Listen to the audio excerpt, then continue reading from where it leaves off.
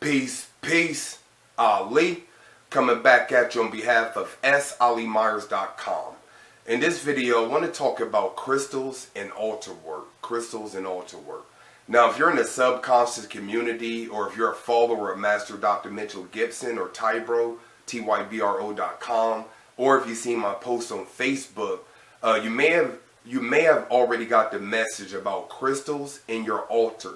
Now, I'm going to paraphrase what Master Gibson presented to the world, and this message is either going to resonate with you and you're going to be like, okay, I'm about to do that, or it's not going to resonate with you.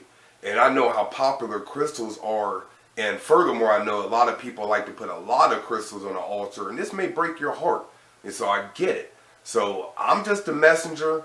If this message resonates with you, then I implore you to take your crystals off your altar. If it doesn't, if you're happy with what you're doing, pay this video no mind. Keep it pushing. But as told to us by Master Gibson, he stayed on this show, KCAA Radio, where him and mother, Asharia Kathy Gibson, do a radio show, KCAA.com. And on the radio show, they stated that the crystals should not be placed on the altar.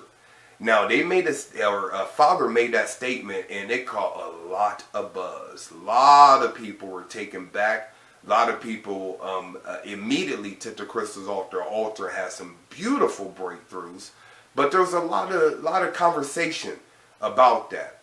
For one thing, when people come into metaphysics, usually the first tool people gravitate towards are crystals.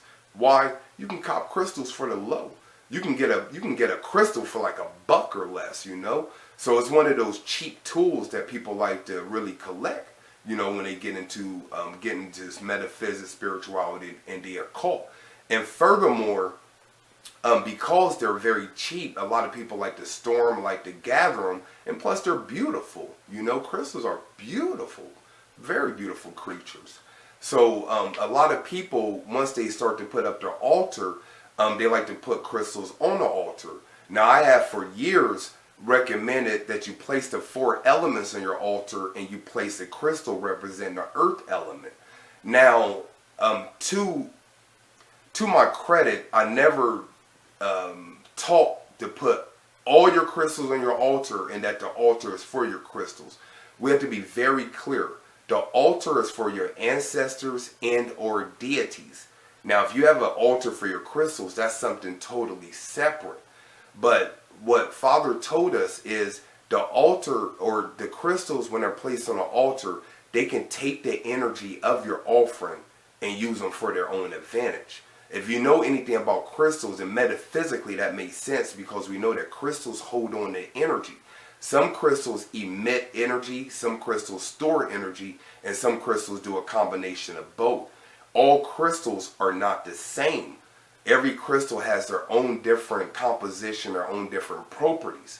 But what Father suggested or stated, that when you have a lot of crystals in your altar, it can take your offering and block your blessings, so to speak.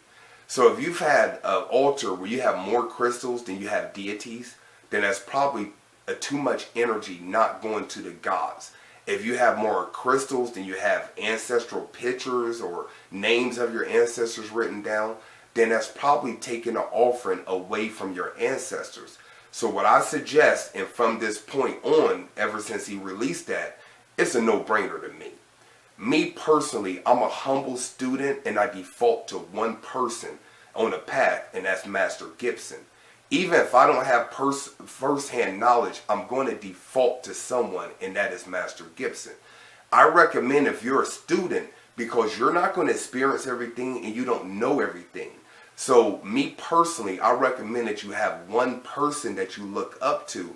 So if they present something that you're not familiar with, based on their track record, you know, and I have a lot of track record with Master Gibson, so I'm confident with this information. You can default to that person's knowledge and what they have to say.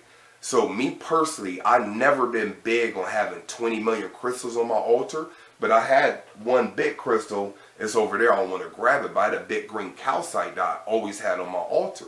Ever since he told us about that, I took that crystal off the altar, and I can feel the difference when I give my offerings and just the energy and the vibration on my altar. So basically, if you have crystals on your altar, I recommend that you do not hold them on there. Now, I don't think if you have like a small pebble of a crystal that is going to make that much difference.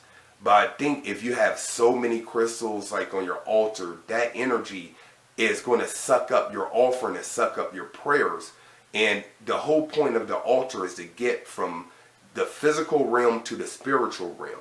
Now, I can hear people saying that altars use that vibration and they magnetize what you're already doing. Every crystal is not the same. And just to play it safe, I recommend that you take all the crystals off your altar. Once again, if you're comfortable with what you're doing, if you love crystals more than you love the gods and ancestors, and if this message doesn't resonate with you, then you have your own free will to do whatever the heck you want to do. I'm not going to talk you out of it. But this is for people that trust my guidance as far as altar work. The person that is responsible for introducing me to altars and propelling me to a position to help a lot of people. You know, I almost said millions, but it may not be too far off, you know. But I can say probably it's a lot of thousands of people that I know I've birthed information about the altar. So I'm stating on this video and from this point, I do not recommend putting crystals on your altar. And if you have crystals on your altar right now, I suggest that you take them off.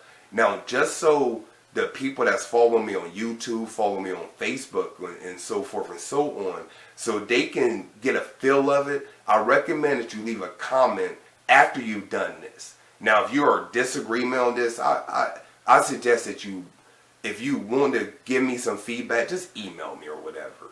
But if you want to, you can leave the comments on the YouTube. That's up to you. But I'm more so looking for people that share their own experience with the crystals after they remove it off the altar, so we can create some sort of dialogue, some sort of database, so people are going to find this video, and I like for them to go into the comments, see other people's experience with taking their crystals off the altar. So once again, this is Ali. I recommend that you do not place crystals on your altar. The altar is a place for the gods and or ancestors, and it should be populated as such. If you want to collect something, I suggest that you collect offerings. I'm very big and adamant on daily offerings to your gods and the ancestors. You know, that gives them the energy they need to give you what you need, especially with the ancestors or whatever.